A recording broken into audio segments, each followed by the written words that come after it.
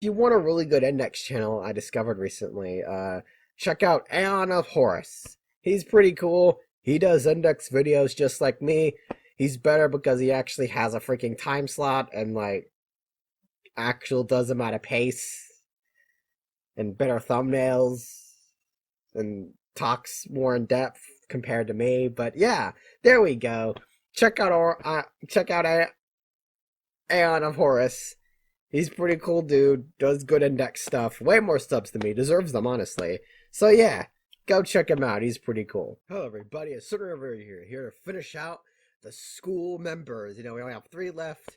I'm gonna wrap them all up in this one big video. So one of the members we're gonna talk about real quick is Yumbo Banka, otherwise known as Guy with Goggles.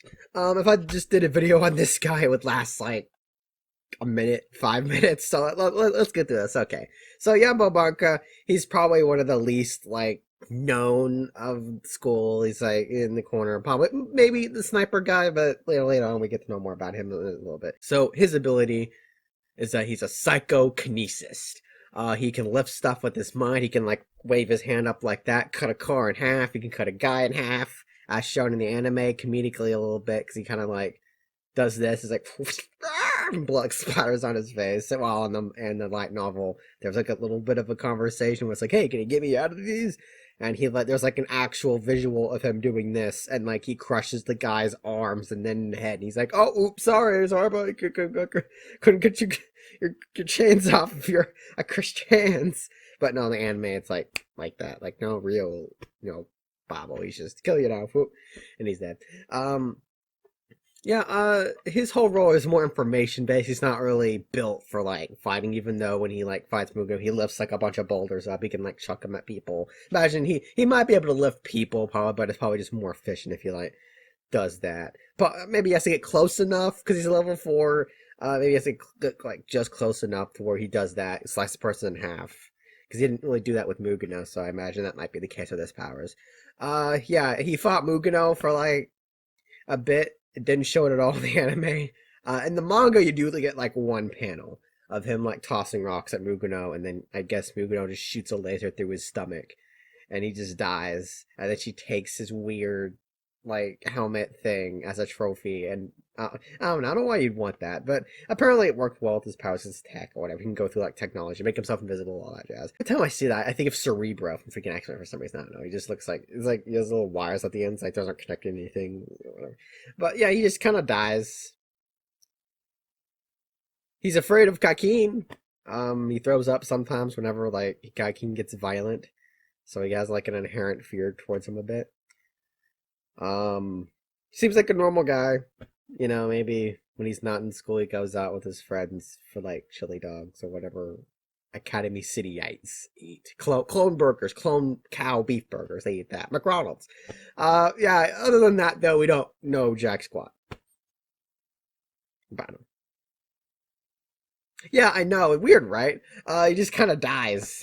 And that's it. He doesn't really have a name until Rogan. He's just kind of guy with goggles in the freaking in the light novel. So yeah, that's his character. He just kind of shows up and dies.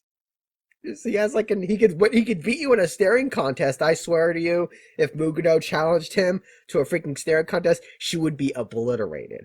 Look at those freaking eyes. They freaking go on for miles. Like it's crazy. But yeah, that's all we got about him. You know, again, a reason why he's just a small segment of this video. So next, we'll talk about the snipers. So yeah, Yumiya Rako. She's one of the first snipers in the group. Before a grown older man. We'll get to him later. She appears in Rogun. She gets mentioned in the next light novel, but she's never like explicitly shown. One of the item members kills her. We don't really know who. In Railgun, I guess we're given the conclusion that maybe Frenda they fought again, but maybe Mugano killed her. I'm just gonna guess Mugano kills her because it's kind of heavily implied Mugano does it a little bit because Hamazura like takes her body to burn it, and he sends like the text to one of the items like, "Hey, I got a body," and he takes it and he says to get burned or whatever. And Yeah, she's pretty cute. She's cool. I like her. She's kind of like I want to take over the school, or my school, be popular. But every time she like talks to someone, she like freaks out and like has a little bit of a panic attack. I just think that's kind of adorable. You know, it's like people talking, it's like, oh my gosh, they're actually talking to me. Like, it's crazy. But and then her personality kind of switches whenever she does like her actual job. She gets all serious. She's a good tracker. She's got a good sniffer. She's good at that. She has like little sniper casings around her wrists, so that she can just kind of walk around and no one will really notice that she's shooting. Also, the whole bullet is powered by carbon, so it doesn't make like a loud noise at all. Like she just shoots it. It's all silent, reflects off of freaking walls, hits your target. They just bleed. I don't know. The anime made that seem really weird because Frenda is literally like blowing up like body spots on her like arms and legs, and everyone's like walking. I don't know. I just found that weird. But yeah, her whole thing kind of ends with her and Frenda getting in a cool little tussle, and Frenda like shoves a bunch of freaking explosives in her mouth, and she kicks her out of a window, and then she just throws more explosives down along with her to kind of just seal the deal. Okay, you're dead. But no, it turns out she isn't dead because she has like a weird chicken helmet mask that makes it like a chicken. And she has this weird, really weird fixation on Freda now because it's like, oh, we're friends now. We bonded. Like that's my first friend, and then it turns like a weird, crazy obsession thing. But yeah, later she just kind of dies. Uh, Probably because Kimichi maybe didn't plan for like this character to be like essential. Just an off-act character. You imagine, oh, Item killed them. Oh, you just do him to that. Oh, okay, that's a bad deal. Now we have to remember to. You know, but later on, I guess he's like, oh, I came up with a name, I came up with a face, I came up with a personality.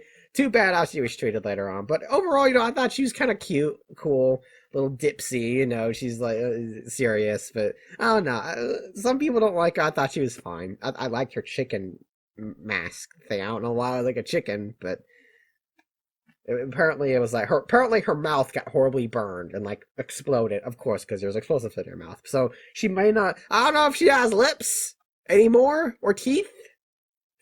So that's a question I would like answered, but let's just assume she doesn't, and it's the robot doing the voice. That's just like a little robot microphone. So, also, she has a older sister called Iruka. They were in the Dolly program apparently.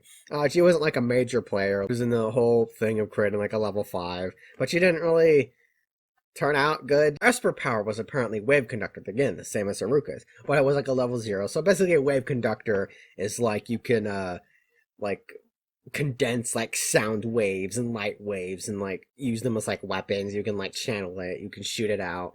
But with Aruko, she mainly did light beams. She was in like she was in a this whatever the name of it is. I'll put it up here. But yeah, uh it's kind of cool actually, because in that apparently you can just flat out use lightsabers now in Index. Just you have power of wave conductor, you can like grab a flashlight.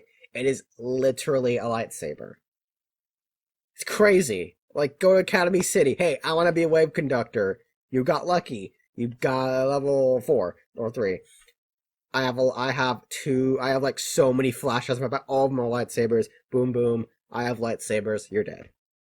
It's crazy. I love it. Next we have Sunazara Chimitsu, and I honestly forgot he existed, but he's very strange because he appears like right after she dies, and he's basically going to assassinate Oifune Manaka. That goes poorly.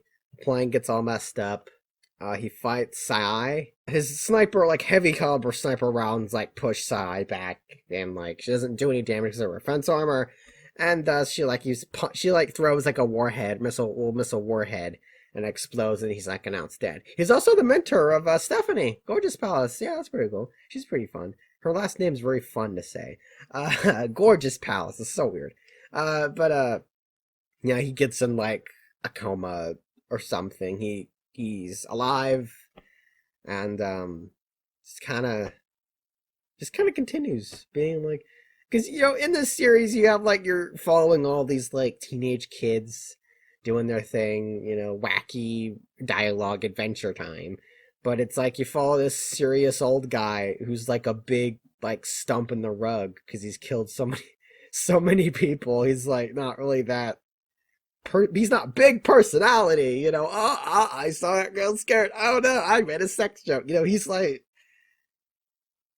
He's weird. Like, he doesn't say anything. He's all stoic. It's kind of weird to see that in an Index thing. You don't get that very often. Like even Alistair, like yeah, he jokes around, and then like Thor joked around Othinius. Like she's close to being that, but again, even later on, she kind of gets a little bit like that because she's around all these other goofy characters. But again, it's the same thing with him. He's around these goofy characters, so it's weird to see like this other character that's all stoic and like I kill people for a living. And I don't have time. It's kind of neat, but I don't know. He just ended up not really standing out because all these other personalities dominated him. So he's just got in a coma. He's alive now. He's doing other jobs, I guess. Well, later on it is said he's doing other jobs. He's like fine, and he's just continuing being stoic and continuing to exist. Yeah, that's all for him too. He didn't really do much. He just kind of almost shot an old lady, got in a coma, and now he's fine. So that's all the members of school. The last three characters don't, compared to like Girl in the Dress and freaking Kakeen, don't really, stand out because those two were like main, like the first two people you see, and it's like these, they're fine. Like Rocco was fine in Railgun, when when Kimichi actually came up, but in the novel, they were nothing. Like, it's just, oh, this guy with, like, a thing, dead. Sniper go, oh, she's just dead. This guy replaced her. Oh, he's, like, says nothing, and he's stoic, and he isn't really memorable. Oh, he's a coma. I don't care about him. I forgot about him. Continue. Again, that's all the school members. Not doing Kakeen, because I already did him way, way back. Be cheap if I did him again. But doing item next. Item members. We'll be doing Mugano, because I did her already on my level 5 video thing. So yeah. Yeah. Item next. Sorry, it's been a while. I plan on doing a big old video. It's been work every day. Work every hour. Got 4 days off. So that's fun. That's great. I'm planning to do a video. I'll probably work on it on my 4 days off. I really want to get something out besides these, because